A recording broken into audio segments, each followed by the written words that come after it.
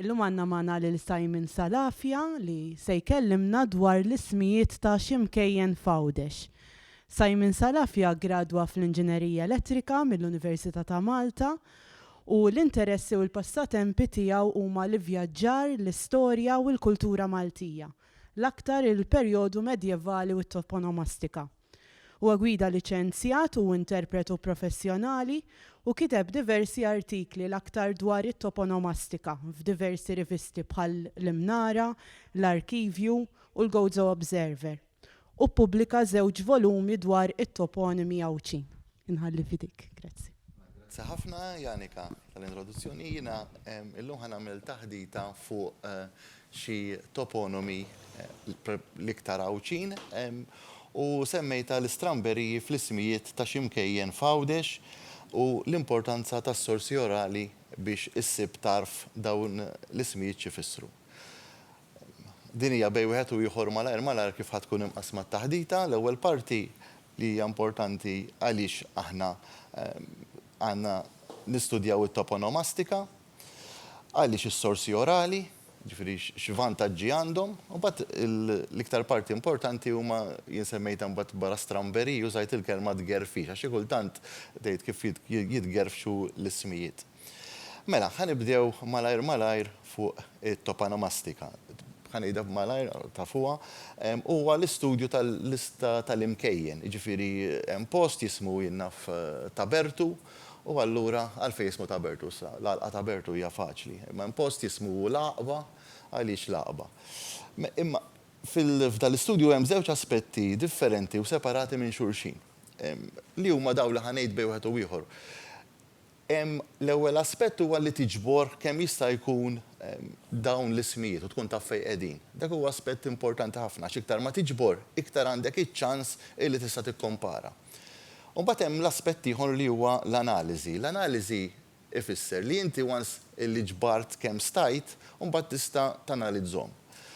Issa, biex tiġbor l-ismijiet, kull ma trid huwa ħin u ħeġġa u perseveranza. Ġifieri, kulħadd jista' jagħmilha. U forsi l-ħasra li ngħid huwa li f'Malta ma tantx hawn nies li jagħtu importanza għal dawn il-ġabra tal-ismijiet.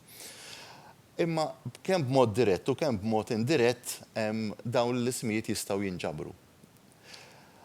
It-tieni parti, ġifieri kif għadt l-ewwel parti huwa tagħmel speċi ta' miklem jew ġabra tal-lista ta' dawn l-ismijiet, jista' jkunu f'Għawdex, jista' jkunu f'Kemmuna, jista' jkunu f'Malta. U mbagħad aspett ieħor li huwa kompletament differenti huwa l-analiżi u t-tifsir ta' dawn l-ismijiet. Ġifieri dawn l-ismijiet juruk żewġ affarijiet bażikament jekk tiġborhom malajr.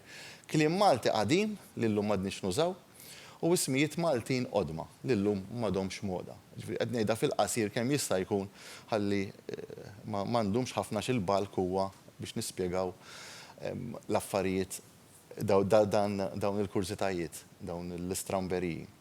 Mela, jekk issaqsuni x'għamilt s'issa u x'tallimt s'issa minn dawn l-affarijiet, għax kif għadt, iktar meta tibda b'tarif u b'għarfien limitat ħafna, imma mbagħad tibda titgħallem u iktar ma titgħallem iktar ovvjament issir iktar konxju ta' dawn l-affarijiet. Bħala punta tluq jiena ngħid li t-toponimi jalmuk fil-bidu ħaġa komuni ħafna, jalmuk kemm ma tafx, mhux kemm taf, jalmuk kemm ma tafx. Mela, x'għamilt s'issa? Jien s'issa ġbart. Mela ħanamlu l-ewwel aspett, xi ġbart s'issa. Ġbart bdejt bl-ismijiet tal-widien. Ovvjament dawk għadni ma pubblikajthomx, mhux għax ma rridx nippubblikhom, għas sempliċi raġuni li dejjem qed ifaqsu iktar u se ngħidilkom għalfejn. Imma mbagħad tasal f'punt illi iddeċidejt li nibda fuq Għawdex. Ovvjament għax Għawdex fih ċertu vantaġġi intrinsiċi u għamilt l-ewwel volum fuq Għawdex li huwa dan li huwa prattikament ġabra. Dan huwa ġabra. Ġifieri dan m'hemmx analiżi huwa ġabra. Issa, dan fih Mela bażikament l-ewwel volum li huwa dan huwa l-ġabra fih issa nitkellmu fuq malajr fih iktar minn 9400 entry jew isem, issa nispjega għaliex.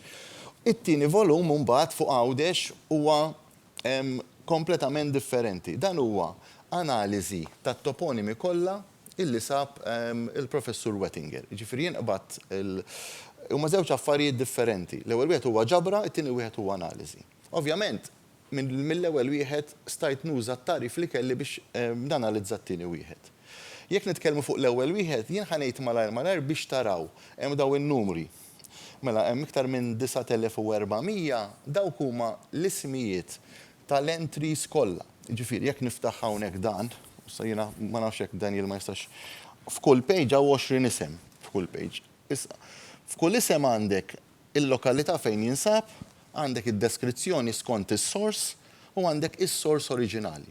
Ġifieri, fl-ewwel volum rid nkun konxju li daw l-ismijiet inkun naf fejn qegħdin. Ġifieri naf nista' nagħmilhom fuq mappa. Ma għamilthomx fuq mappa, imma fit-teorija dawk l-ismijiet fl-ewwel volum jista' jsir fuq mappa. Meta naraw it-tieni figura għax l-istatistika hija importanti ħafna 6242, dawk huma jekk inti hemm ismijiet li huma repetuti, pereżempju, għaliex huma repetuti, għax hemm ċertu postijiet li ssibhom fiktar minn post wieħed. Il-Wardija, pereżempju Għawdex, jien naf mill-inqas żewġ postijiet li jisimhom il-Wardija Għawdex, imma l-Wardija huwa komuni għal dawk l-affarijiet.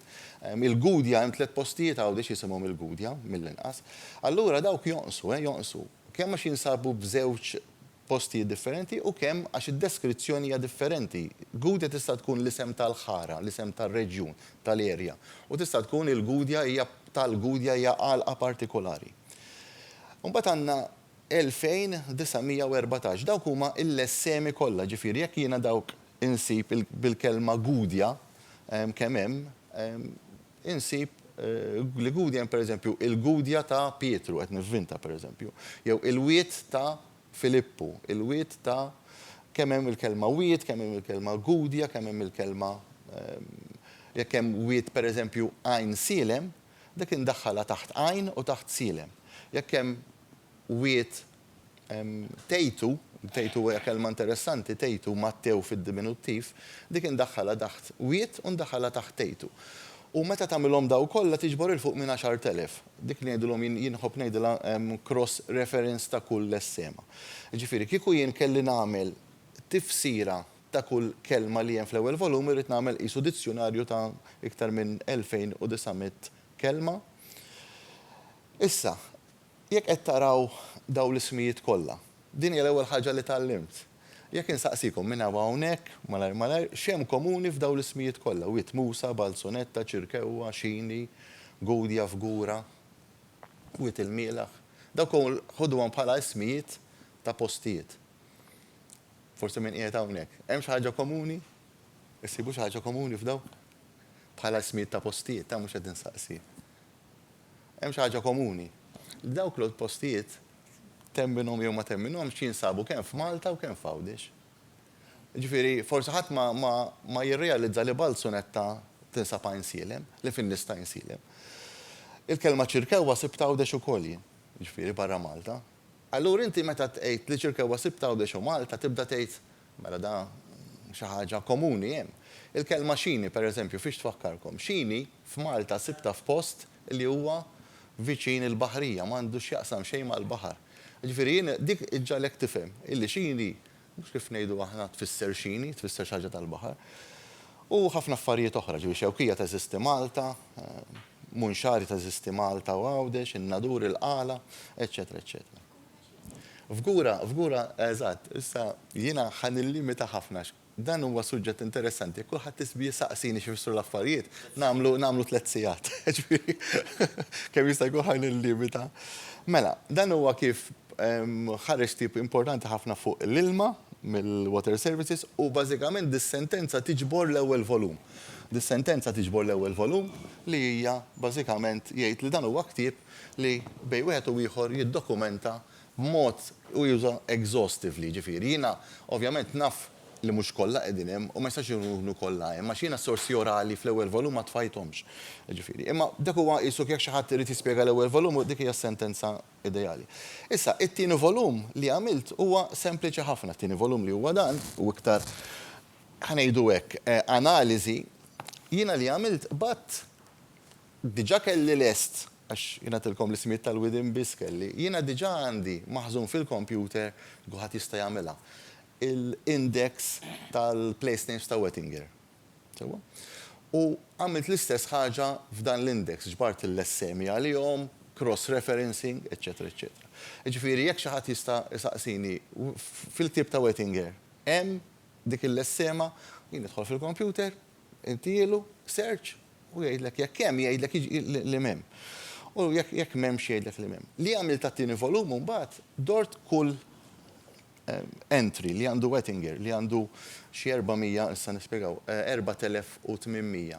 U qsamthom f'erba' kategoriji. Dawk li jinsabu Malta biss, dawk li jinsabu Għawdex biss, biex niċċajta ħobb ngħid only in Malta, only in Gozo, dawk li jinsabu fit-tnejn u dawk li skont is-sorsi ta' Wettinger itihom bħala unlocated.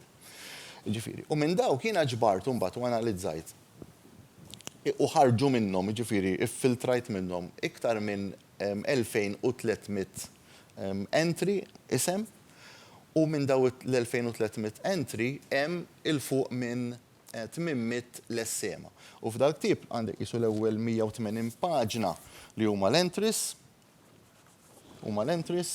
ġifieri bit-text oriġinali kif sabu bid-data oriġinali kif sabu fid-dokumenti Wettinger u ovvjament ir-referenza ta' Wettinger imma mbagħad li hemm interessanti wkoll illi hemm kważi 90 paġna oħra illi għal kull lessema nagħti t-tifsira. Ġifieri ovvjament jekk hemm wiet ngħid xi fisser wiet.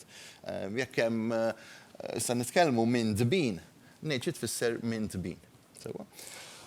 Ġifieri bażikament għaliex, di qed nispjega hawnhekk dan huwa l-iktar ktieb ta' referenza li l-place names ta' Wettinger huwa l-iktar ktieb sissa illi ġabar il-toponimi kollha f'sors wieħed u kif għattilkom meta toħroġhom hemm il-fuq minn 4800 entry u jiena ovvjament għandi wkoll dawk għal kull entry hemm is-sorsi ġifieri jista' jkun entry fih 10 u jista' jkun entry fih sors wieħed biss. U naf li hemm 9300 source differenti fil-ktieb ta' Wettinger, Place Names of the Maltese Islands, u kif għattilkom samtom f'erba' kategoriji dawk l-entries. Mill-kalkolu ħafif li għamilt, għax ovvjament jiena nista' nagħmel taħdita biss fuq il-ktieb ta' Wettinger, għas sempliċi raġuni li jiena analizzajtu, imma ovvjament ħafna statistika, però jien nista' ngħid illi 80% ta' daw is-sorsi kollha ta' daw id-9300 ġabhom mill-arkivi notarili, ġifieri. U mela, okay. Sors ieħor li huwa imprezzabbli li jiena għalhekk mill-Professur Stanley Fiorini għandu sekwenza oħra ta' kodba, Documentary Sources of Maltese History. Jiena biex ngħidilkom daw il-volumi jiena prattikament għandi kollha, mhux għandi kollha, però jiena daw għadni ma mistejthomx. Jiġifieri hawn ħafna place names. Dis-sensiela hija ideali għaliex għax għal kull ktieb f'dis-sensiela hemm wara indiċi ta' persuni u ta' place names. Jiġifieri issib ix-xogħol lest kemm letteralment tiftaħ l-index u ssib ix-xogħol lest. Imma ovvjament dan huwa kif taqbad tgħid achievement ta' ma nafx, naħseb 25 sena, issa ma nafx kemm. U f'daw li nista' ngħid, daw għadna ma dorthomx jien. Però li nista' ngħid żgur li daw hemm place names antiki illi m'hemmx fil-ktieb ta' Wettinger. Jiġifieri, għax ovvjament fittex iktar. Dik nista' ngħidha b'ċertezza. Issa, ħanajdilkom mistoqsija oħra it-tieni ħaġa li tgħallimt jiena. Li għattilkom x'hemm komuni f'daw l-ismijiet. F'daw l-ismijiet li qed tgħid hawnhekk. It-tieni ħaġa li tgħallimt mit-toponimi, mill-place names. X'hemm komuni fihom? Qed nitlobkom xi ħaġa impossibbli ta' ġifieri. Daw li hemm komuni hija sempliċi. Dbissim, żmien, tajjeb, maħbub, ula, jew owla. Dawk huma kollha ismijiet Arab. Temmen jew ma temmenx huma kollha ismijiet Arab.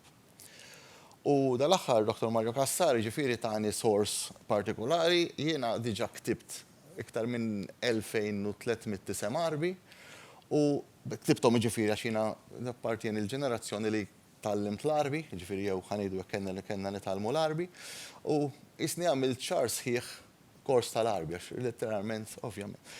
Ġifieri, ħarsu lejn l-aħħar ħandawwar ftit ieħor. Mela, jiena biex niktibhom tajjeb dawk għamilthom bitra kapitali għax huma ismijiet. Ġifieri jkun hemm tfajla tgħidilha inti x'ismek u tgħidli jiena jisimni Ferħana. Ikun hemm raġel inti x'ismek, jien jisimni Maqbul. Issa ħarsu lejn l-aħħar sitta, lejn l-aħħar sitta. L-aħħar sitta jiena diġà sibthom bħala place names Malta. Ġifieri ħanejdhomkom Tawit Moqbol. Moqbol huwa Maqbul, ma ngħidwa aħna ma nafux xi tfisser, allura ngħidwa ħażin.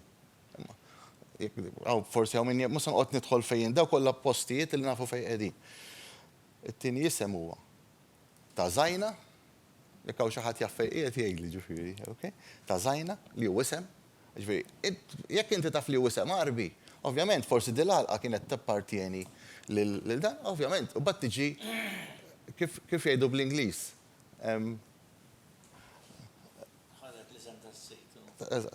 Hawnhekk għandna għajn rażul stat kostrut ar asfur, għas nirrealizzaw aħna illi asfur huwa isem ta' raġel, għas tiġina f'moħħna, għanna żgur naħsbuh u l-ar tal-veċċa. Tal-veċċa xija u isem li mhux Arbi. Tax-xemx u l-qamar, issa ovvjament aħna billi l-ismijiet jinbidlu jitgerfxu, suppost nikteb ta' xemx u qamar. Imma aħna meta ngħidu qamar qatt ma tiġina f'moħħna illi hu isem. By the way, qamar jista' jkun raġel u mara, jiġifieri, skont is-sorsi Arab. Allura hemm post jgħidulu tax-xemx u l-qamar. It-tielet ħaġa li tallimt mill-toponomastika hija daqsxejn iktar komplikata imma ħanejda. Jekk taqraw l-ewwel isem, dak aħna nifhmuh, Grazie, mhux hekk taqrah, Grazie. Issa immaġinaw l-ewwel isem, taqtalu l-ewwel tliet itri u jibqa' l-aħħar tlieta fl-aħħar. U hemm xi ħadd Taljan. Dik kif taqra? Zie jew Tzije? Tzije taqra, mhux hekk. Dik teknikament jgħidula bil-Malti iperkorrezzjoni. Overcorrection. Issa, f'dak is-sens mhux overcorrection Tzije, għax ovvjament taqra tajba. Imma araw x'ġara. Gwardja, żewġ sillabi, u bad aħna ġara xi ħaġa l-aħħar IA samnija fit-tnejn u ġiet gwardija. Dik biss tispjega kif minn gwardja ġiet gwardija, ġifieri. Ġifieri dak huwa żball. Issa ħansaqsikom domanda tafu ġifieri għax dan min ittraduċa il-Bibja mill-isn oriġinali għal-Malti. Sajdon, għax naf li rita tafa ta' ġifieri. Imma u Sajdon kien rettur ta' kappella viċin ħalfar. Li ma kappella kienet? Ta' Benajsa. Ta' Benajsa. Illum ngħidu Benajsa. Jiena indunajt dal-fenomenu dis-sitwazzjoni meta sibt f'Ġan Franġiska Bela l-isem Benajsa. U 400 sena ilu ma kitbux Benajsa, kitbu Benisa. Bad biex tax-xaqa, sibt post fi Spanja, li ħanitkellem fuq ukoll, post fi Spanja, li għandu l-istess etimoloġija 100% u huwa mniżżel Benisa. Mela. Din hija id-definizzjoni ta' iperkorrezzjoni kif itija il-professor Oliver Frigieri fid-dizzjonarju tiegħu. Ġifieri, iperkorrezzjoni hija għandek żewġ possibiltajiet. Waħda minnhom hija tajba, hija dik li hija skont l-etimoloġija tajba, imma inti tant titlef is-sens tagħha li ma tażilx it-tajjeb, tam isek korrezzjoni żejda lek overcorrection bl-Ingliż. U hawnhekk huwa. Jiena jekk line, issa kif kont qed ngħid, jiena jekk nitkellem id-djalett tal-Birgu jew tal-Kottonera ngħid tiegħu. Dak ma x'qed jagħmlu iperkorrezzjoni, ngħid tiegħu. Mela dik bid-djalett li ma jgħiduwiex illum għax tlifnija, suppost ngħid Benisa jien, Benisa. Imma aħna naf moħħna li line u li tiġi Benajsa. U ġieli nkitbet hekk anke f'dizzjonarji. Imma kif għattilkom, jekk tmorru Hawnhekk hawn il-post fi Spanja huwa mniżel Ben Isa. U tfisser bin Isa. Isa huwa Ġesu, ġifieri min jaf ftit. Imma din hija parti mill kif Gianfrancesco Abela u niżilha ġifieri kif qed taraw. Bin I doppja Isa. Dik hija t-tieni ħaġa li tallimt mit-toponomastika. Jien illum ħanejda f'ċajta m'għandix ċans nispjega, in-nies tal-Birgu ħanejda f'ċajta huma iktar intelligenti għax jafu ma jagħmlux iperkorrezzjoni. Meta jgħidu jitilgħu jgħidu jitilu, imma mbagħad meta jgħidu żgħir ma jgħidux żgħir jgħidu żgħir. U dik hija tajba. Ġifieri l-iperkorrezzjoni in-nies tal-Birgu jafuha aħjar tal-Birgu. Issa, din hija iperkorrezzjoni li teżisti fil-fatt jekk taraw l-ewwel waħda rafal, dik fil-Ispanjol hija eżattament bħal raħal. Imma tinnutaw hemm miktub fil-Valenzjan u fil-Katalan l-H l-H issir ultra korriħe, ġifieri over corrected u ssir F. Ġifieri jien suppost ngħid raħal jew ral, għax l-H ma tinstamax bl-Ispanjol, u qalbuha kollox għal F. U biex taraw, ġifieri, kemm dik ħaġa li ħanejt fl-aħħar, kemm aħna jmissna nistudjaw, nikkomparaw it-toponomastika ta' Spanja fejn kien hemm l-Arab u ta' Malta, hawnhekk għandna ir-raħal ta' Salim. L-istess ħaġa. Ta' Salim li hu isem Muslim. Issa, naħseb. Mela dik hija x'tallimt sissa, però qabel ħanejt x'tallimt sissa li forsi li ma ktibtix hawnhekk ħanejt iktar quddiem. Mela jien tallimt fuq l-iperkorrezzjoni li teżisti u aħna qasnatu kasa. Illi hemm ħafna smijiet Arab u li qed nitallim it-toponomastika hija li hemm ħafna ismijiet ta' persuni moħbijin li huma Katalani.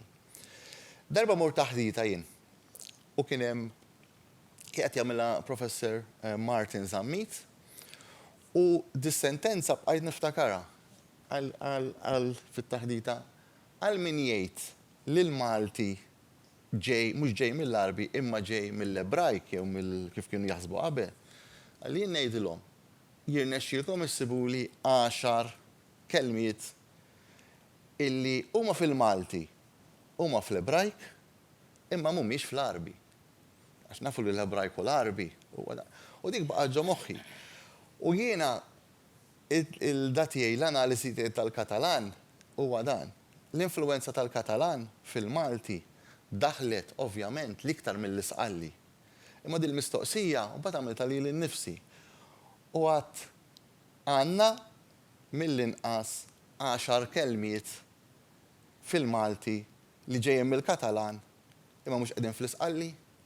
Jew ħanejda mod ieħor. Għandna 10 kelmiet fil-Malti illi nistgħu ngħidu li ġew mill-Katalan imma ma daħlux mill-isqalli. U ir-risposta hija le. L-iktar li nista' nsib sissa jien li nista' bl-Ingliż ngħid I can prove huma minn 4 sa 5. Ġifieri l-influenza tal-Katalan mhijiex xi ħaġa kbira, però ismijiet ta' persuni Katalani illi jinsabu fit-toponomastika hemm iktar. U llum ħanejt xi ftit minnhom. Is-sorsi orali għalfejn is-sorsi orali hemm ħafna affarijiet, ħanejdhom malajr. Ovvjament hemm is-sorsi orali huma importanti għax issib ismijiet ta' mkejjen li s'issa mhumiex dokumentati. Issa ħanati eżempji ta' kodba li jużaw is-sorsi orali. Ġifieri jekk inti il-bużna jiena m'għandix tradizzjoni li fil-familja għandna nies tar-raba', imma jekk min għandu fil-familja tradizzjoni li kellhom l-eliqi, nista' ngħid smajt il-bużnannu jgħid illi dik l-għalqa kellu dik l-għalqa li jisimha u jisemmi l-isem. Jekk illum, speċjalment f'Malta, u issa nara għaliex, dik l-erja kollha mbniet, daw l-ismijiet ħajintilfu għal dejjem. Issib żbalji sipeltijiet f'xi sorsi l-aktar fil-mapep u ġieli kien hemm. Issib iperkorrezzjonijiet f'xi sorsi, ġifieri xi kultant is-sorsi jinkitbu ħażin għax ikun hemm ġifieri żball li jaħseb li qed jikkoreġi fil-fatt qed jagħmel żball. Pronunzja u intonazzjoni korretta, bniedem jista' jgħid nista' nsib xi ħadd fejn hemm wit moqbol. Illum kulħadd jgħidu wit moqbol, imma se jkun hemm xi ħadd miż-żurrieq illi jista' jgħidli il-bużnannu tiegħi ma kienx jgħid wit moqbol, kien jgħid wit moqbul. Dak qed iktar jikkonferma għax li tallimt ukoll l-ismijiet Arab billi aħna tlifna il-konnessjoni. L-aċċent jimxi. U ovvjament, jekk ikun is-sors orali jista' jgħidlek l-imkien ġifieri il-post eżatt fejn jinsab l-isem. Dawk huma hawnhekk għandi mappa jiena tal-raħal ta' Bil-Kirkara. Sewwa? U iż-żona kollha li minn Bil-Kirkara tmur lejn il-belt. Ġifieri pereżempju hawnhekk hawn triq, ma nafx hekk mhux qed tinnutawha, hawn triq li tmur lejn Flerdelija x'hawn l-akwedott. Ġifieri di l-erja fejn hawn Santa Venera hawnhekk u l-Ħamrun hija kollha illum mibnija. Issa jien għandi mappa oħra ma ġibtix hawnhekk illi fejn prattikament Santa Venera, il-Ħamrun u parti l-isfel hawnhekk lejn Ħal-Qormi li hemmhekk kien mimli għaliqi. Ġifieri meta inbena l-Ħamrun u beda jiżviluppa Santa Venera u Fleur-de-Lis, hemmhekk kull għaxert kellha isem u dawk l-ismijiet illum tlifnihom darba l dejjem. Jekk ma jkunx hemm xi ħadd illi qed isaqsi l-anzjani dawk intilfu darba l dejjem l-ismijiet. Di ħanejdilkom ħaġa li tallimt mill-ismijiet Arab u mbagħad nibdew nagħmlu dalwaqt nibdew għall-parti prinċipali. Jekk jien naqra l-ewwel linja, ovvjament dawk ngħid dawk verbi, mela jien ngħid ħarab, ħarat, ħareġ u ħaleb. Jekk naqra t-tieni linja, ngħid sadit, butir, ħafif, ħalib. Innutaw l-aħħar mela l-ewwel waħda ngħid ħaleb u t-tieni waħda ngħid ħalib. Imma jekk jiena qed infittex xi dokument u nsib dak l-isem li jien fil-fatt sibtu ġifieri bħala place name, ħalib. Jiena x'garanzija għandi li ngħid tajjeb, ħaleb, ħalib jew ħalib. X'garanzija għandi jien? M'għandi l-ebda garanzija. Issa nispjegaw. Dawn huma kollha l-aħħar linja huma kollha ismijiet Arab. U daw jeżistu b'żewġ verżjonijiet. Ġifieri jiena jista' jisimni Nasir u jista' jisimni Nasir. Jien jista' jisimni Salim u jista' jisimni Salim. It-tnejn jeżistu bħal ismijiet Arab. Jista' jisimni Samir u jista' jisimni Samir. It-tnejn jeżistu dokumentati. Ġifieri jiena meta pereżempju il-professur illum Stanley Fiorini isib dokument antik li jmur l-1450 u jsib l-isem Samir SAMIR, inti ma tkunx taf jekk mhux Samir jew Samir, imma l-inqas tkun sibtu. Issa jekk imbagħad issib xi ħadd mis-sors orali li jgħid tiftakar in-nannu tiegħu li dik l-għalqa kien jisimha Samir jew Simer, nitmela jista' araw kemm huma prezzjużi. Di l-aħħar slide fuq is-sorsi orali mbagħad nibdew l-istramberiji. Ħafna kodba użaw is-sorsi orali. Paul B. Borch għandu żewġ volumi fuq nismaħħem jgħidu bid-djalett. Hemmhekk pereżempju hemm Ċikku Fenek, intervista l-Ċikku Fenek, u jsemmi isem Tawiet il-Mosta li jiena sibtu biss minn dik l-intervista li għamelu. Guido Lanfranco kena u seminar hawnhekk jiġifieri ħadem ħafna għandu ktieb minn fomm mill-poplu. Intervista ħafna dan. Mhux ideali għat-toponomastika, imma intervista ħafna nies. Steve Borch ħareġ s'issa ħareġ 2 minn 3 fuq il-Maltin. F'ċertu intervisti li jagħmel hemm it-toponomi u jiena sibt xi 3-4 li huma dokumentati fil-ktieb tiegħu biss s'issa. Imma bad Natalino Fenek ħareġ żewġ kodba fuq intervisti mal-kaċċaturi kif dieb il-gamim u spuċċa l-gamim. Dawk huma intervisti li min natura tagħhom mal-kaċċaturi miżgħudin b'toponomi. Miżgħudin b'toponomi. Dak fil-fatt użajtu wieħed mill-iktar minn 60 sorsi tal-ewwel volum użajtu għal dal-ktieb. U ċertu toponimi sibtom tru l-intervisti li għamelu biss. U dal-aħħar tajjeb li nsemmihom ukoll għax jiena nixtieq li ħafna nies jinteressaw iktar irwieħhom fit-toponomastika. Arnold u Jeffrey Xiberras kellhom ħafna toponomi ta' gżejjer żgħar li huma għamlu riċerka fil-biodiversità tagħhom u kienu kellmuni u mbagħad ħajjarthom jien imma li nista' ngħidilkom li ħarġu sensiela ta' artikli li ddokumentaw kull parti ta' daw il-gżejjer żgħar li għandna f'Malta, l-ġebla tal-ħalfa, ġifieri ħafna, ġifieri. U dawk qegħdin fuq l-internet, ġifieri, u dawk huma biss ġifieri dokumentawhom. Għax huma forsi kellmu l-sajjiet u ħarġu xi nota u għamlu l-affarijiet. U bagħad hemm oħrajn, pereżempju hawnhekk kien hawn taħdita Joe Xiberras, il-Basli. Dik it-taħdita hu mingħajr ma jaf sab ħafna smijiet tal-irdum tal-majjisa. Dak il-fatt li għamilhom fit-taħdita dawk jiena nista' nużhom bħala source għal Malta.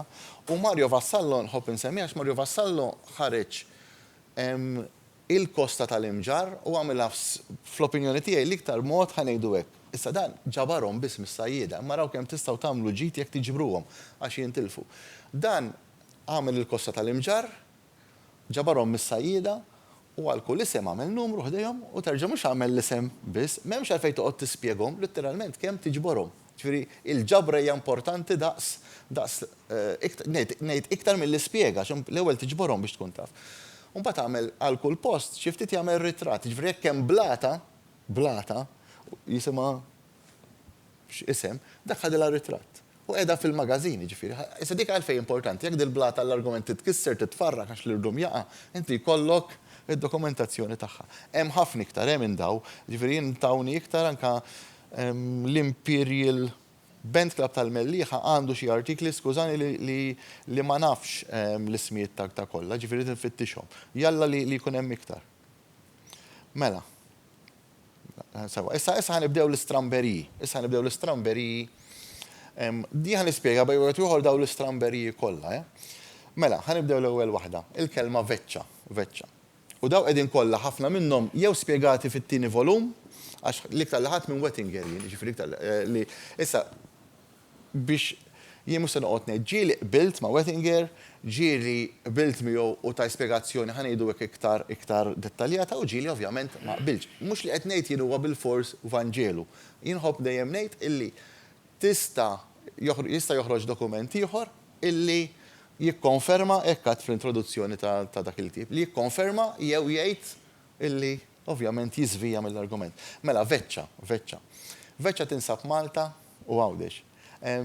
Xi tfisser veċċa? Għandkom idea? Li jien ħobb insaqsi biex dak li jkun. Mela, il-Knisja prinċipali tar-Raħal, kif ngħidula? Il-Knisja parrokjali, le? Imma mbagħad bħala entità, x'tgħidilha? Il-parroċċa. Innutaw li jien qed ngħid Knisja parrokjali. Imma mbagħad qed ngħid il-parroċċa. Dik teżisti f'ħafna affarijiet. Nista' ngħid ċikku u nista' ngħid kikku. Nista' ngħid ċikka u nista' ngħid kikka l-isem. Dik hija hawn Malta qed ngħid teżisti f'ħafna affarijiet, ma' Malta dik hija l-influwenza tal-isqalli.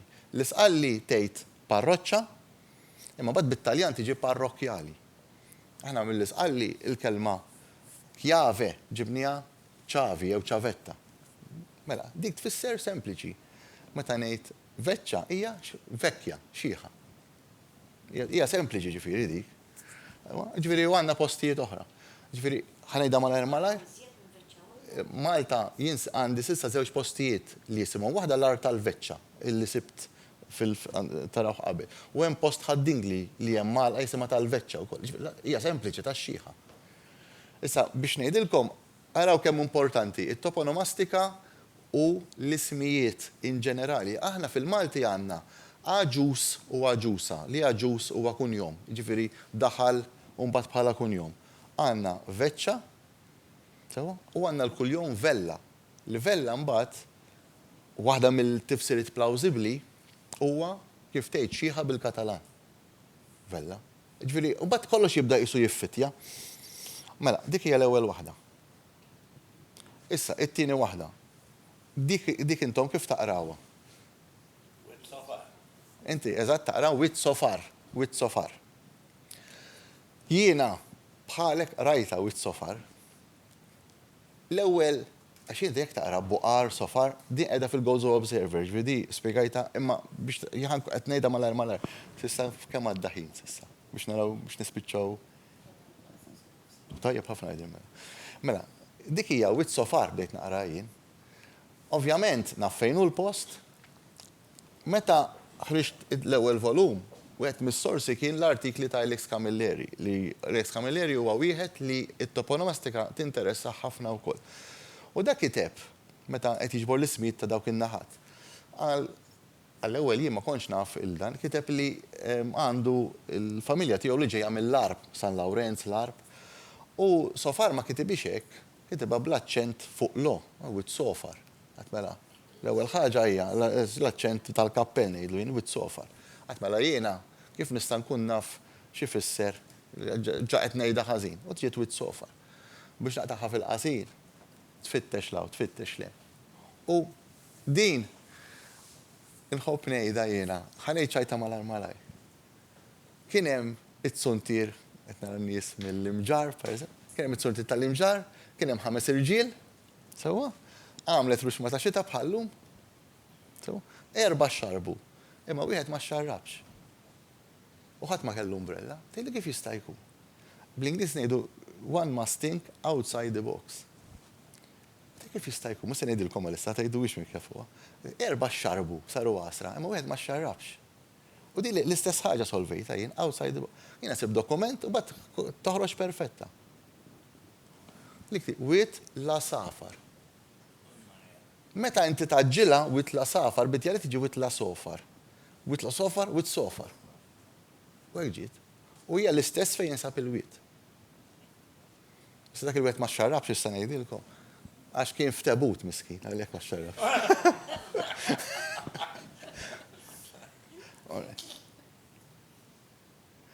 It-tieni waħda, felu. Din l-istess, jien din l-istess, domt ħafna naħseb, imma bad tibda tikklikja la u lem. Daw ħan jidilkom, tista' taħseb u tista' id-dum taħseb 6 xhur u qatt ma tiġik ġo moħħok. U tista' wara 3 ijiem u mbagħad tiġik ġo moħħok. U jiena insaqsi l-lawċin, hemm xi laqam felu, jgħiduli jinsa fejna fin, ma naf l-ebda laqam felu.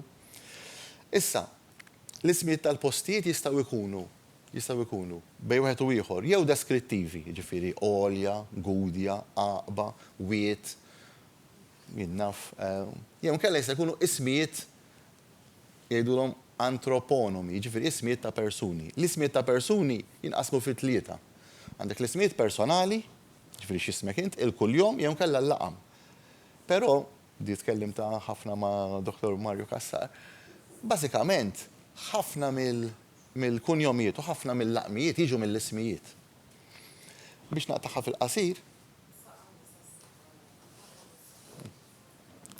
fil-qasir, felu, jiena billi tajt dik it-taħdida fil-Katalan, xebbaħta ma l-isem Katalan felju. Bettinger spiega bħala kunjom u għandu raġun, għax huwa kuljom felu fil-lista tal-milizja 1419, huwa kunjom. Però ovvjament, inti tista' saqsi, ma dak il-kuljom minn fejn ġie.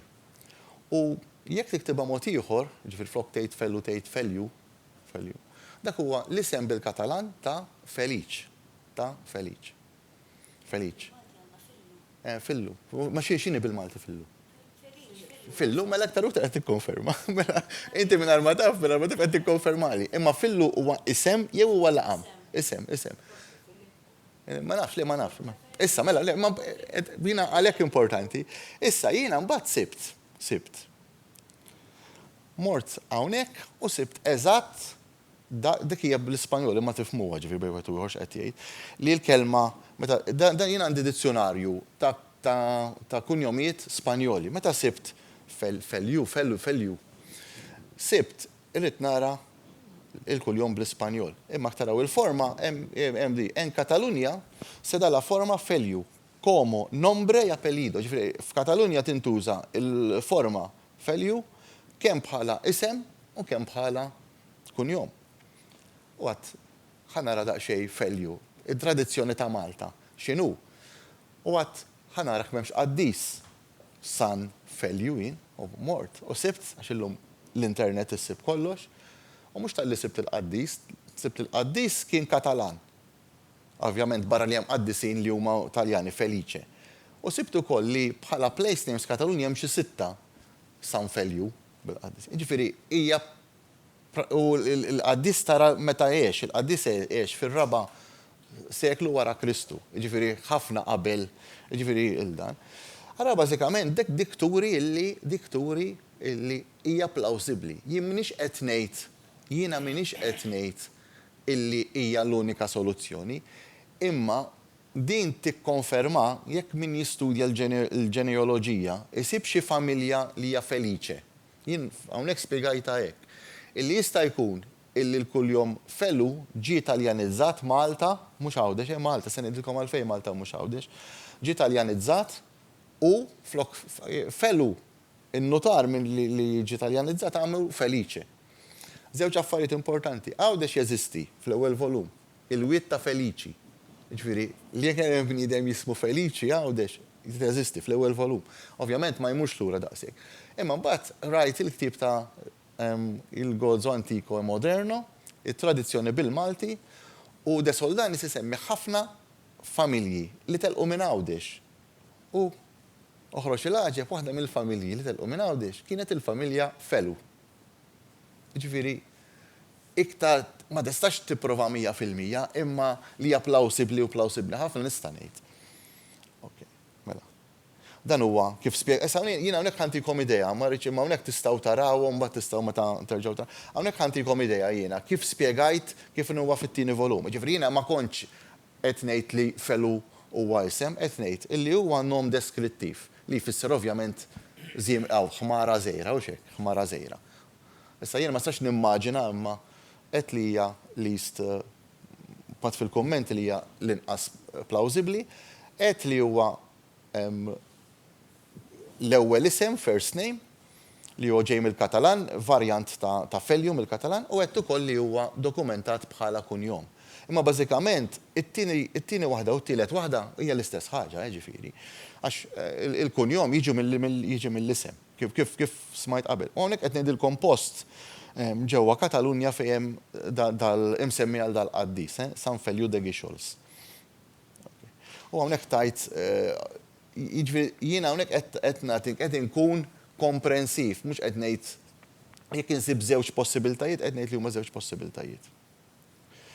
Dija interessanti ħafna, Mendbin, din fl-ewwel volum sibta, Mendbin, Mindbin, bid-d u bit-t, Mintbin. Sibta Menġbin, Mengbin, din solvejta parzjalment bil-sorsi orali. Għaliex, għax jiena dal-post naffejjiet, Għawdex, u kull meta nkun xogħol ta' gwida kont inkellem lil tad-dajja sidwejra u kont ngħidilhom dak il-post kif issejħulu. U tawni minn daw il-possibiltajiet kollha, tawni tnejn partikolari. Però xorta ma solvejtix billi għaluli waħda minnhom hija Mendbin, xorta ma nafx x'inhi. U darba ħareġ artiklu ġużigat, hemm ħafna artiklu ġużigat, u kliem Maltin li m'għandniex nitilfu. U semma li kelma għandna l-verb natab, ġifieri meta min jaħdem il-fuħħar, hemm kollu spjegat imma hemm kollox il-dan. U il-nom mimmat ta' bħalma tgħid siġar mażġar jew xitel mixtla tiġi mintba. Ġifieri mintba. U ma nafx sinċerament nifraħlu, u bħala eżempju semma dik l-olja. Ġab ritratt ta' olja kmixi viċin ta' dal-post.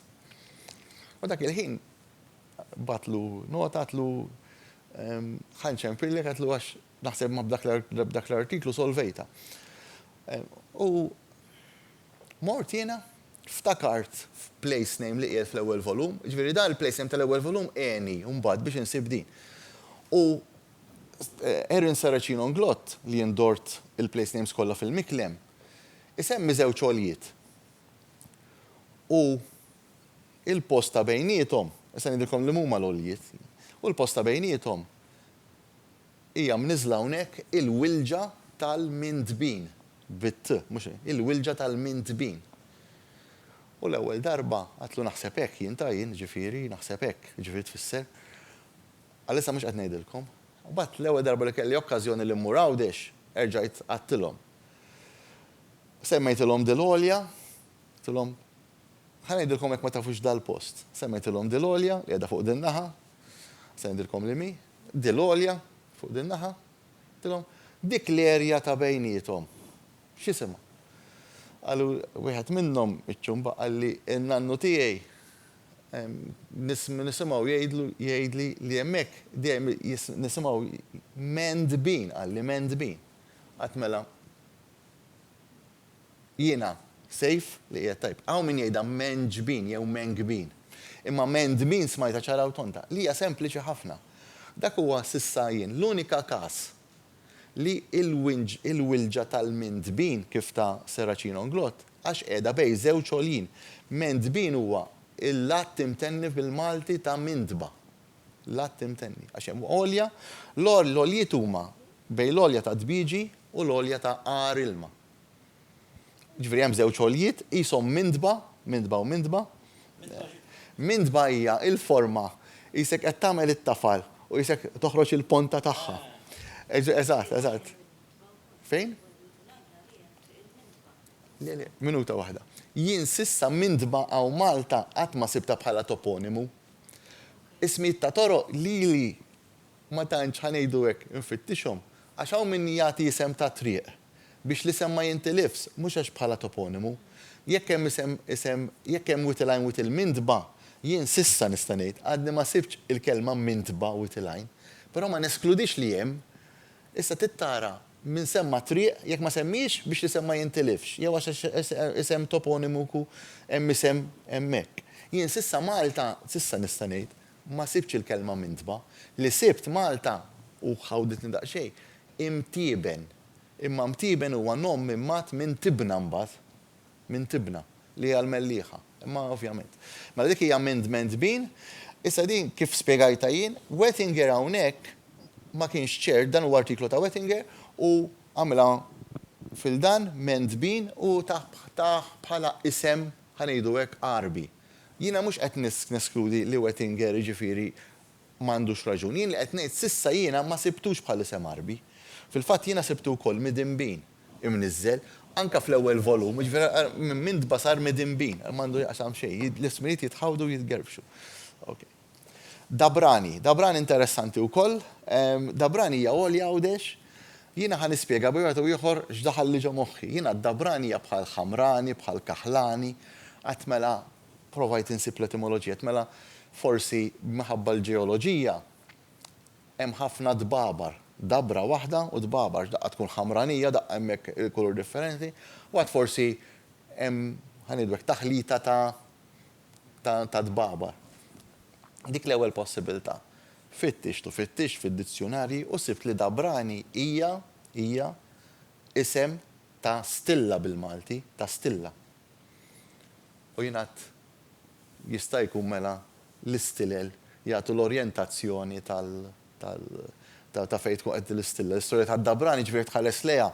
Jien qed nimmaġina, in-nies jgħixu r-Rabat għawdex meta d-dokumenta Wettinger, mela minn hemmhekk l-olja ta' Dabrani, mela dik in-naħa tidher l-istilla. Jista' jkun iva, jista' jkun le. Kollox l-importanti tkun loġiku. Le. Wettinger itija bħala isem Arbi, mhux dokumentat, plawsibbli wkoll. Jien dal-isem Arbi sissa għadni ma sibtux bħala isem, issa ngħidilkom għalfejn, ma sibtu bħala nisba, allura ma niżiltux bħala isem. Però mbagħad l-aħħar kif għadd qed nikteb dawn l-ismijiet kollha Arbin, Musulmani. U daqqa nsib isem Musulman li d-difsira tiegħu huwa Venus, u daqqa nsib isem Musulman illi milli jidher hemm ħafna ismijiet Musulmani illi huma stilel. U għadt mela di vera plawsibbli. Issa ħanejdilkom isem li huwa Stilla. Aħna bil-Malti għandna isem ta' Stilla li bl-Ingliż huma ma nafx kif jgħidu Plejadi, il-Plejadi. U għandna l-isem smajtuh kieku għaw ġużi żgur kien jafa għax hu kiteb fuqha. L-isem ta' daw l-istile bil-Malti jgħidulu trajja, it-trajja, jekk smajtu biha, trajja. U jiena il-Plejadi insomma daw. U jiena kif qed infittex daw fuq minn 2300 isem.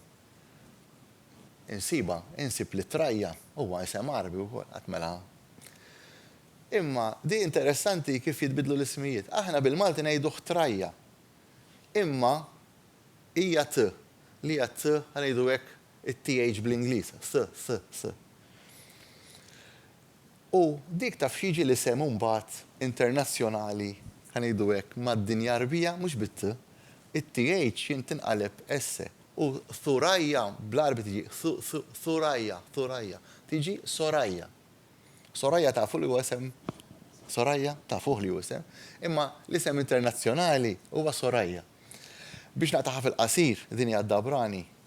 Jiena sissa nista' ngħid li l-iktar li wasalt viċin li huwa isem Arbi li ovvjament huwa isem ta' Stilla. U għaliex naf li huwa isem Arbi.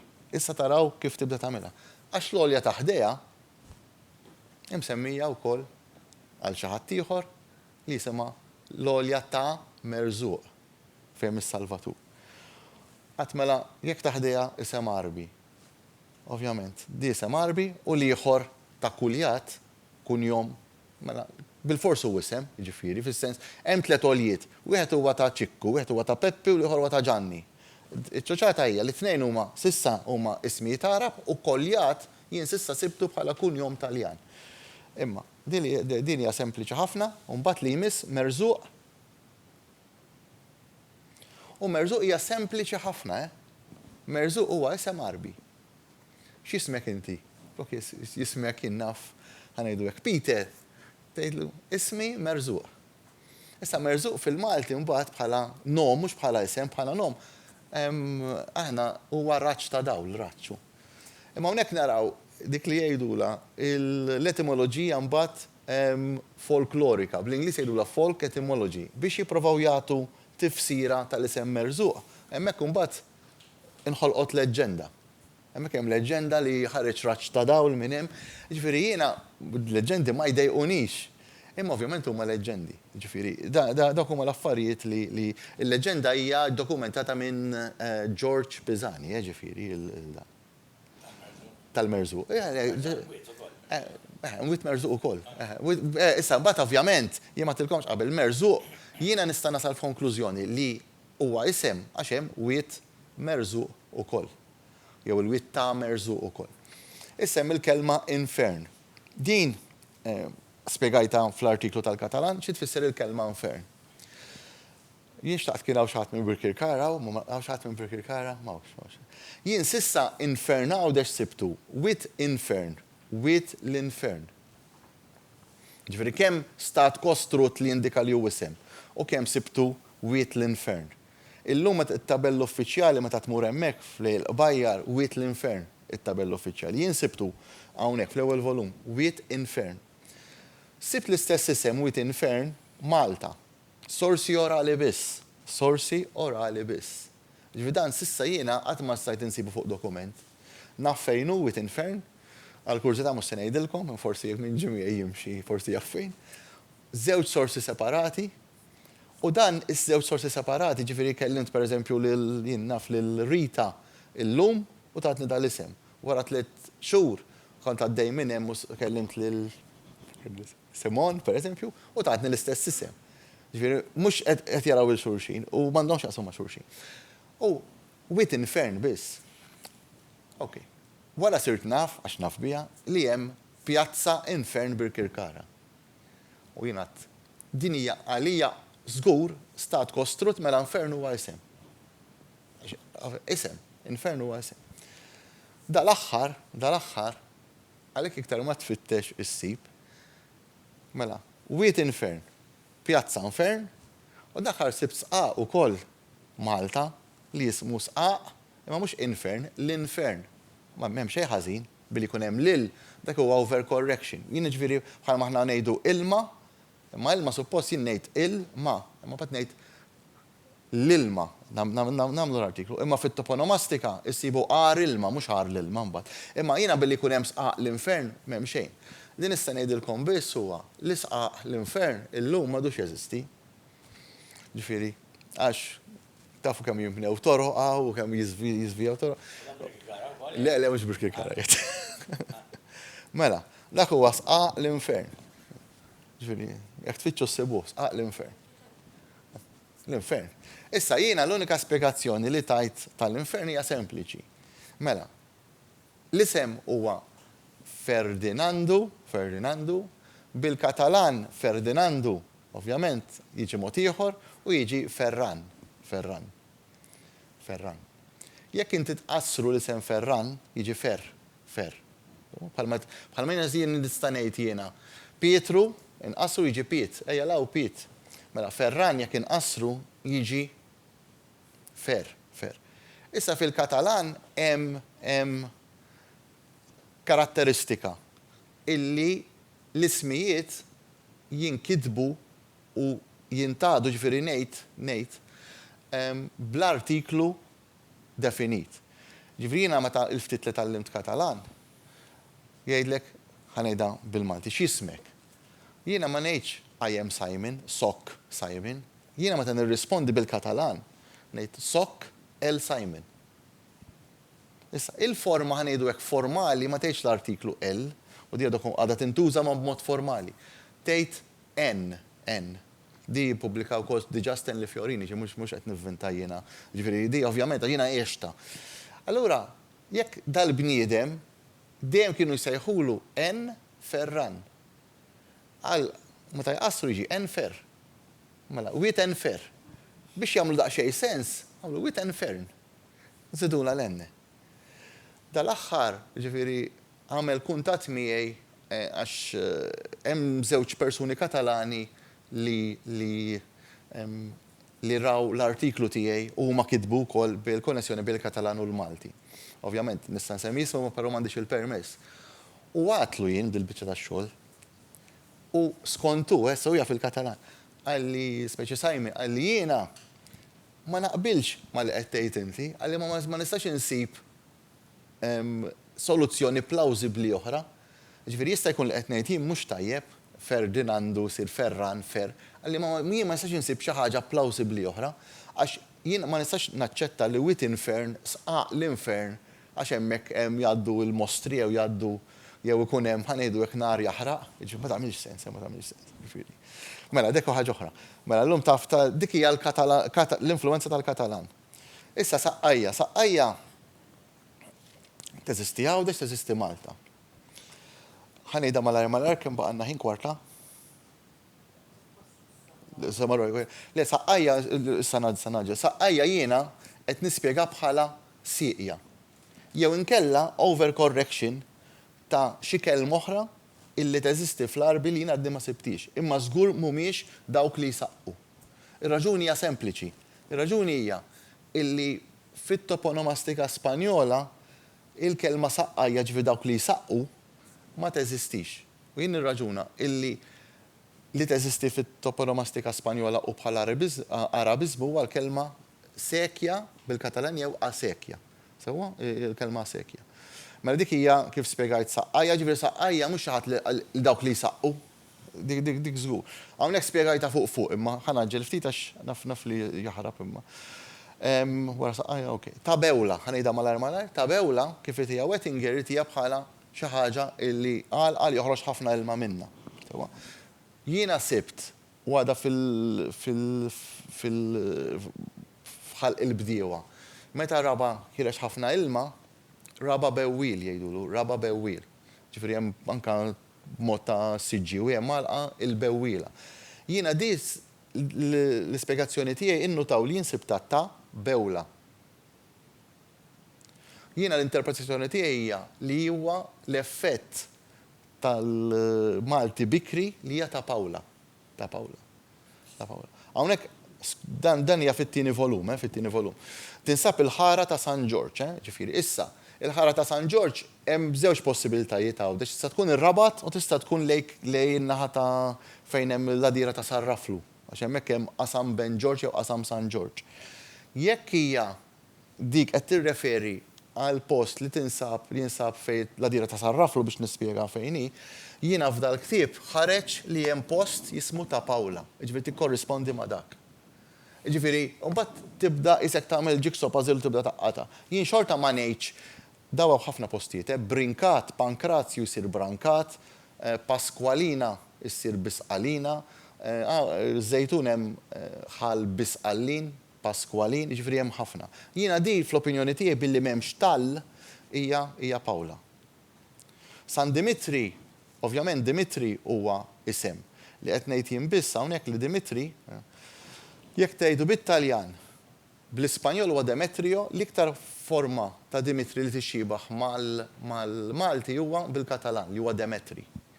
Ġifieri jien qed ngħid, aħna laħadna mit-Taljan, la mill-Ispanjol, Dimitri ħaddieħ mill-Katalan. Jiena Dimitri ma sibtux fl-Isqalli. Ġifieri jekk huwa fl-Isqalli, jekk jiena mis-sorsi tiegħi ma sibx Dimitri fl-Isqalli. L-Isqalli huwa iktar limitat. Ġifieri.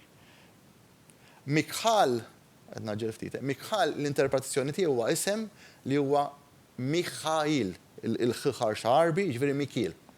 Hawnhekk huwa. Bl-Arbi il-KH kitbu għan-nutara meta dokumenta Wettinger, inna f'500 sen ilu, il-KH il-nutara interpretawa mbagħad KH, Mikħal. Aħna m'għandna l-ebda nomi mimmati mill-kuluri, maħmar jew masfar. Ġifieri Mikħal huwa Mikħail bl-Arbi. Di ħanejda malar, ħanżir ħanżira. Tista' tfisser ovvjament jew l-annimal, però mit-toponimi kollha li sibt, ħanejda malar, sibt wiet ħanżir u wiet ħanżira Malta Għawdex. Ar ħanżir u ar ħanżira, ma ar ħanżir interessanti. Sibt li hemm żewġ postijiet Malta ar ħanżir u għandna wkoll ras ħanżir. Ġifieri, stat kostrut huwa isem. Hemm dokumentati ġifieri li hemm ġeneral tal-Fatimidi ta' dik il-tribu Arbija li kien jismu hawnhekk fl-aħħar jispiċċa l-ismijiet Arab mhux noqgħod nispjegahom għax komplikati ma' Abi Khinżir. Ġifieri jeżisti dokumentat bħala isem Arbi, mhux komuni għax l-Arab ma jsemmux dawk l-ismijiet. Ġifieri. Nothing to do with the animal. Fl-opinjoni tiegħi, it-toponimi jikxfu dan, ġifieri kieku hemm ras il-ħanżir, wiet ħanżir, wiet il-ħanżir tifhimha, imma ras ħanżir. Ar ħanżir. Bitħa interessanti ħafna, bitħa hija kelma li sibta dokumentata Għawdex u mhux Malta. Wettinger naħseb ma qabatix għalli mill-istajt nifhem mill-tip oriġinali, Wettinger hija bħala ovvjament courtyard, il-bitħa tad-dar. Fit-toponimastika Spanjola hija wita. Batħa fit-toponimastika Spanjola hija wita. F'dal ktieb issibu xi 10 postijiet bil-kelma bitħa. Waħda minnhom hija il-bitħa tat-Torri, jiġifieri il-wita tat-Torri. Interessanti li f'Malta hemm post li jismu il-wita tat-Torri, jiġifieri il-bitħa tat-Torri. Li xtaqt ngħid biss biex ovvjament Ġewża Miċ-Ċantar, Dr. Ġewża Miċ-Ċantar fit-teżi tiegħu din durajt biha wara x'kieku kont inniżilha ġifieri ovvjament. Fit-teżi tiegħu qabada, ġifieri, l-unika teżi li hawn fuq il-place names ta' Għawdex u jgħid ċaru tont il-bitħa huwa tfisser wita. Hija kelma li mhux komuni, nispiċċa. Mrejżba faċli Marzeppa, Marija Giuseppa, sewwa, żgħira. Marzeppa żgħira. Tantu hekk, eżatt, di wkoll influenza tal-Katalan. Il-Katalan, din hija pilot Katalana, l-ewwel pilot Spanjola, jinsib tagħmel Wikipedia xejn speċjali. Marija Giusepp tiqara bil-Katalan dik. Marija Giusepp Colomer. Hemm Malqa jiddokumenta Wettinger f'Malta u jinsibt fejni wkoll f'Malta ta' Marzeppa. Marzeppa m'għandha xejn x'taqsam mal-istrum mat-tedpole. Mark ovvjament l-istess, interessanti ħafna, dokumenta Wettinger għalkemm ta' informazzjoni Wettinger. Wettinger iddokumenta Mark. Titkellmu 1576. Mhux Marku, mhux Marku. Marku huwa Katalan. Ġifieri da hekk kien jismu Mark. Tgħidulix li hija influenza Ingliża dik. Għax imbagħad sib toponimu li huwa qalet Marku. Ġifieri dik hija ovvjament Wettinger daħħala taħt Marku. Imma jiena li hija ċarissima 500 sen ilu qed nitkellmu, ovvjament huwa Katalan. Bil-Katalan Mark huwa Mark. Okay?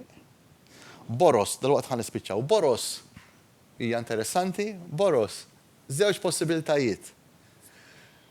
jinsib ta' boros jew tal-boros, m'għandha xejn taqsam mal-boros, boros tista' tkun.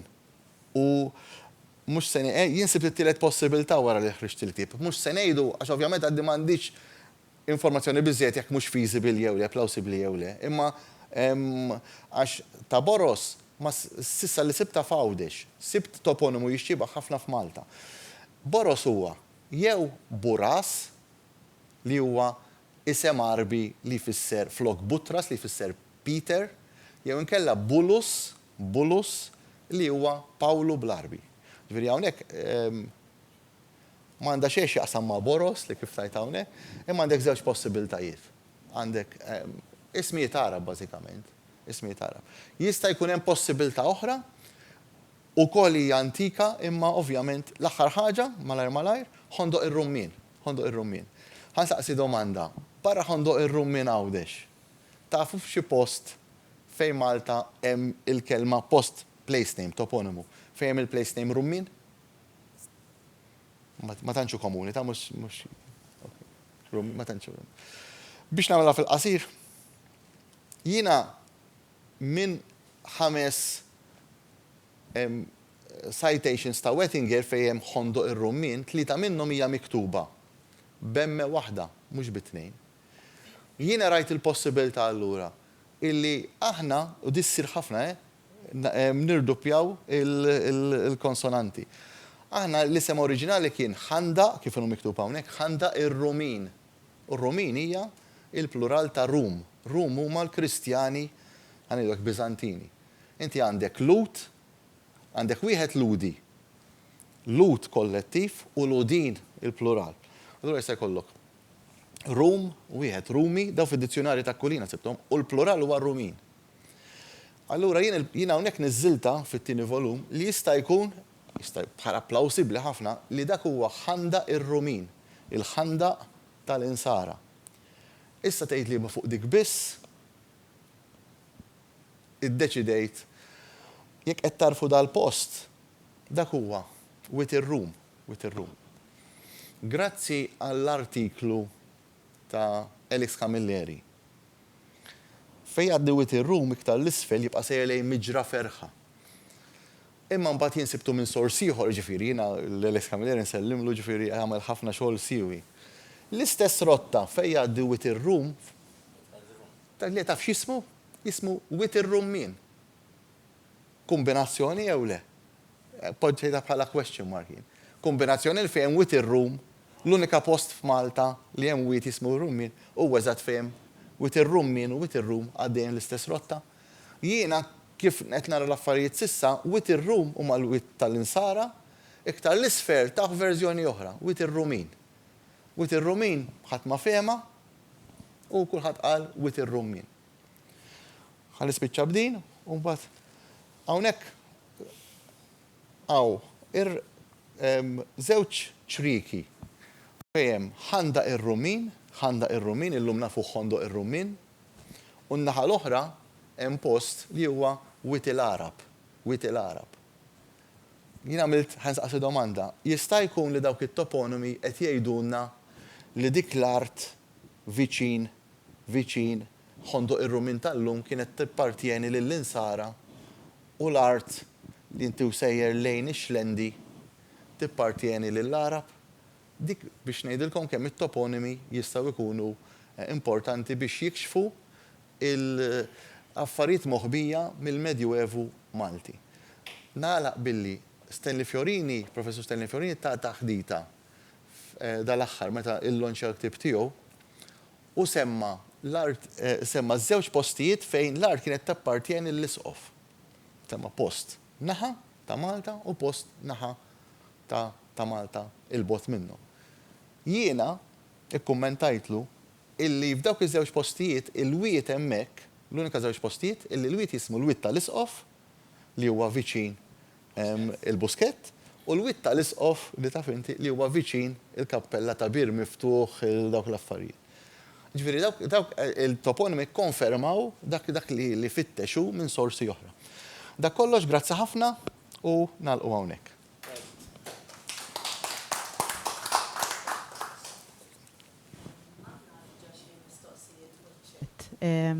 Josef Trapani għallek allura Gargur hija iperkorrezzjoni wkoll. Le, jiena Gargur kiteb fuqha artiklu Stanley Fiorino naqbel miegħu, Gargur mill-informazzjoni li sab jien. U Gargur hija il-forma mawġa ħanejdu hekk. Imma tfisser Girgor. Ġifier Gargur u Girgor għandhom l-istess u kollox. Annelies għalflek Aldebaran l-istilla. Aldebaran hija stilla ma b'mod uffiċjali, iva. Sissa dawk ma nafxaw xi mistoqsijiet jew kummenti.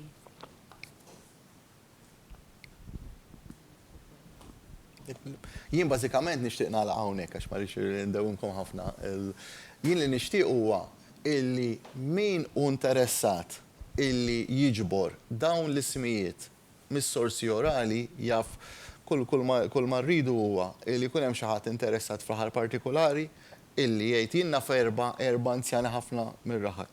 U jiena nintervistom u jiftakru l-ismijiet tal-postijiet. Dawk huma utli ħafna għax iktar ma tiġbor, iktar għandek ċans illi ssib tarif moħbi li mbagħad tużah biex tanalizzah u toħroġ ovvjament informazzjoni utli ħafna. Bażikament l-eli ikolla llum li għandna San Ġiljan, Taslima, Pembroke ma tantx emmeli, imma il-Ħamrun, il-Pietà, il-Santa Venera, ħansemmi dawk l-erba' biss Malta, daqsxejn ta' sforz mill-anzjani li kellhom l-eli hemmhekk jistgħu jiġu kollha ħanidu hekk dokumentati b'sorsi orali biss mhux għodu jfittxu d-dokumenti. L-impressjoni tiegħi li ħafna mill-eli l-ismijiet huma Arab. Mhux jiena l-impressjoni hija din. Il-bidja kienet iktar b'saħħitha fi żmien l-Arab.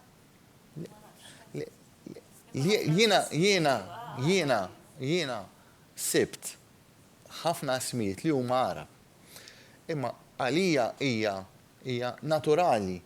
Għaliex ovvjament il-lingwa Maltija bdiet bis-saf meta kienaw l-Arbi kien mitkellem 100%, mbagħad beda dieħel kuntatt mal-iskalli. Mela, il-loġika tiegħi, ġifieri, jien ma sax inkun naf kull bniedem li kien hawn Malta li sem Arbi tiegħu, li sem Musulman tiegħu, imma hija loġika illi dawn l-ismijiet tagħhom, issa jiena qed ngħid mill-ftit informazzjoni x'daw ippubblika ħafna Wettinger u pubblika ħafna Stanley Fiorini, ġifieri speċjalment fl-aħħar ktieb illi ħafna mill-ismijiet huma naturali li jkunu Arab. Pereżempju, jekk hemm Għajn Silem, għalija Silem huwa Arab, jekk isem Arbi, isem Musulman, Għajn Amar Għawdex, issa li naf li Amar u isem Arbi għalija jovvja li isem Arbi, imma ovvjament jekk mhux ngħidha malajr, jekk mhux Arbi x'jista' jkun? Jew Sqalli, jew forsi ikun hemm xi Katalan jew Taljan. Qatt ma sibt għalqa jien jisimha l-għalqa ta' Peter, f'daw l-affarijiet dejjem sibt l-għalqa ta' Petrozz pereżempju, jew pereżempju Dimitri sibtu Malta, il-ħbula ta' Mejter. Mejter huwa Mitri, id-diminuttiv semitiku ta' Mejter. Tifhem, dak is-sens.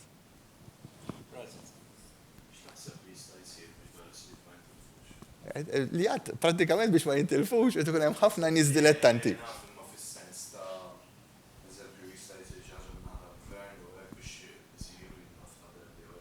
Le, ifhimni. Dawn it-toponomastika sfortunatament bħal mhux il-dabis bħal l-istudja tal-kunjomijiet tal-ismijiet huwa suġġett illi trid ħafna ħin. Jiena bħalissa ħanejda kif naħseb jien l-unika bniedem f'Malta. Ġifieri għalhekk inneħħilu l-kappell, jekk tgħid li min qed itina l-informazzjoni bħalissa fuq l-ismijiet antiki. Jien illum nista' ngħid li l-unika bniedem f'Malta li qed jagħmel dawn l-ismijiet mill-kontratti sissa huwa l-professur Stanley Fiorini li għastem ħareġ dawk il-kodba kollha, imma jiena naqqas biss missejthom.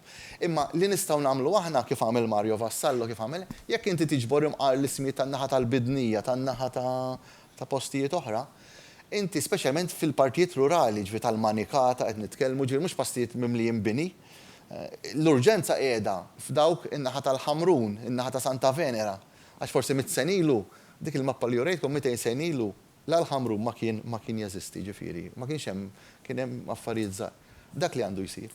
Biex ngħid mistoqsija tiegħek li jista' jsir huwa illi mux mill-istat ta' imma jekk l-istat jagħmel call for applications għal riċerkaturi li jridu jfittxu l-ismijiet, all right, mbagħad ikunu finanzjati, imma naħseb qed nitlob ħafna. Mistoqsijiet.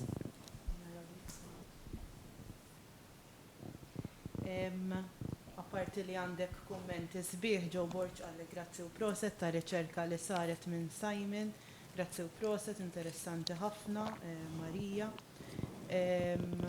anka Adrian Grima.